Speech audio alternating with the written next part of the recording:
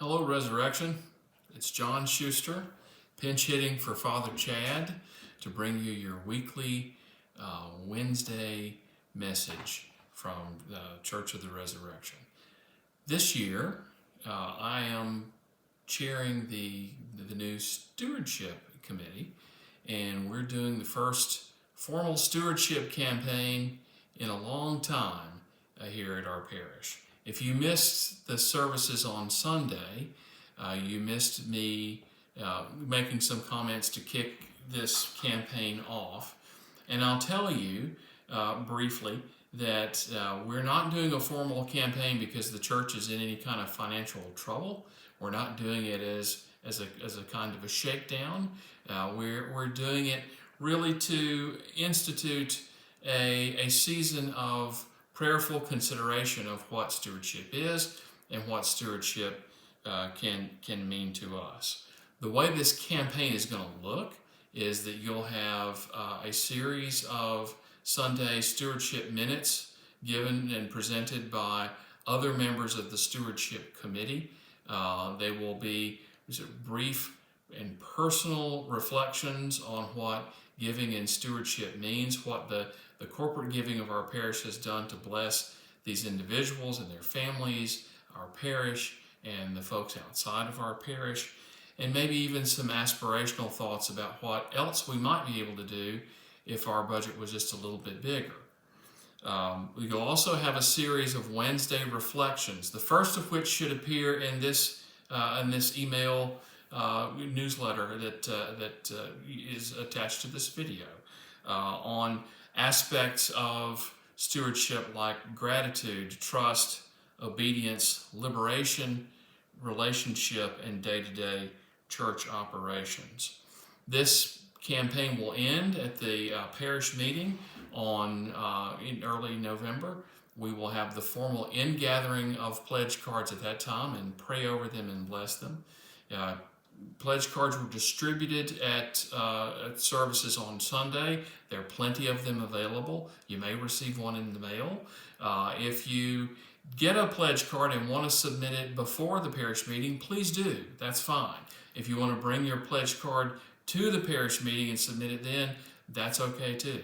If the parish meeting sneaks up on you and comes and goes and you want to submit a pledge card afterwards, we'll still take it.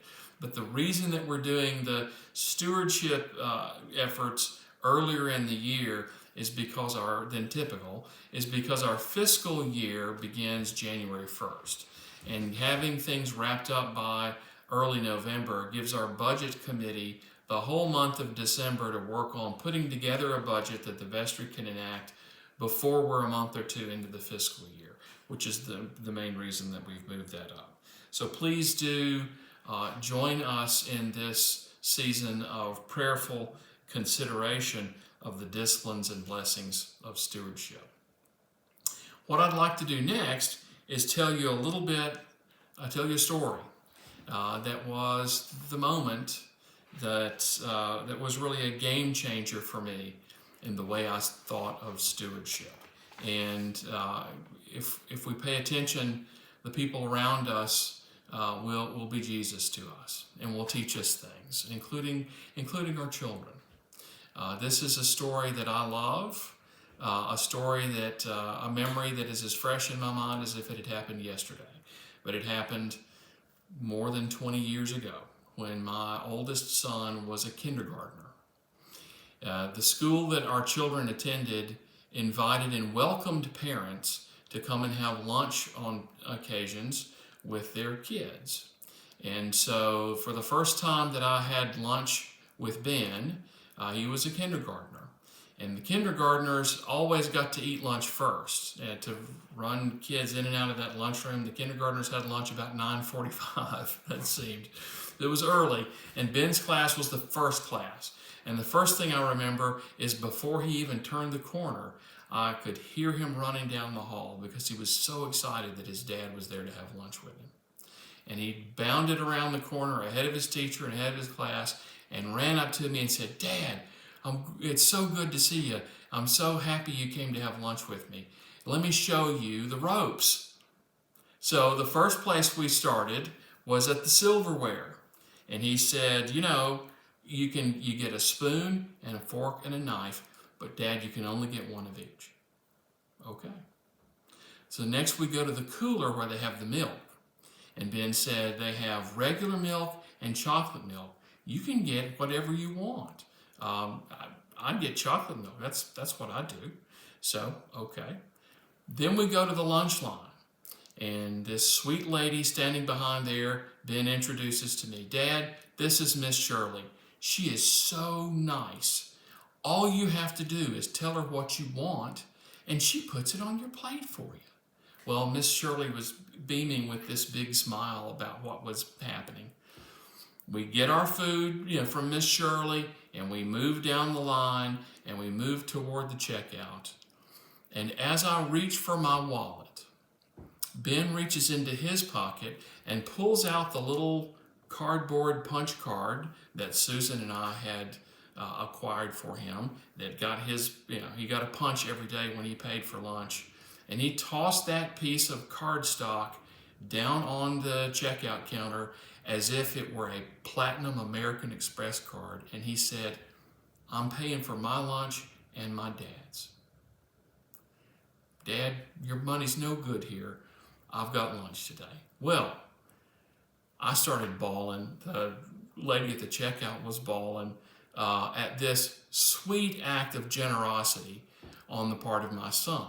Now, in that moment, it didn't matter one bit to me that every penny of the value that was on that little card had been given to Ben by his mother and me. That didn't matter at all. What mattered most, what delighted my heart, is that my son wanted to give back. That my son wanted to be generous to me. And it gave me a glimpse into what our Heavenly Father must feel when we have those moments when we give back in generosity. And that really made me think about stewardship in a whole different light. And I invite you to look for those things around you this season, to think and read some of the reflections and pray about what the reflections in the Bible verses that we will share may stir inside you, and look for the ways to cultivate that generous heart. That is one of the best ways we can imitate our Heavenly Father. Well, let me wrap up there, but first, one quick announcement I've been asked to make. This on Wednesday, which it will be this evening by the time that you see this, we'll have our usual potluck at 6 o'clock, followed by a special service. And that's all I have been entrusted to tell you, because it's kind of a surprise for Father Chad, apparently. So if he finds out about it, you didn't hear that from me, all right? But it's tonight at after the 6 o'clock potluck, a special service. Hope you'll be able to join. Thank you so much for being part of this parish, and I'll look forward to this season of considering stewardship together. Thank you. Hope you have a great Wednesday.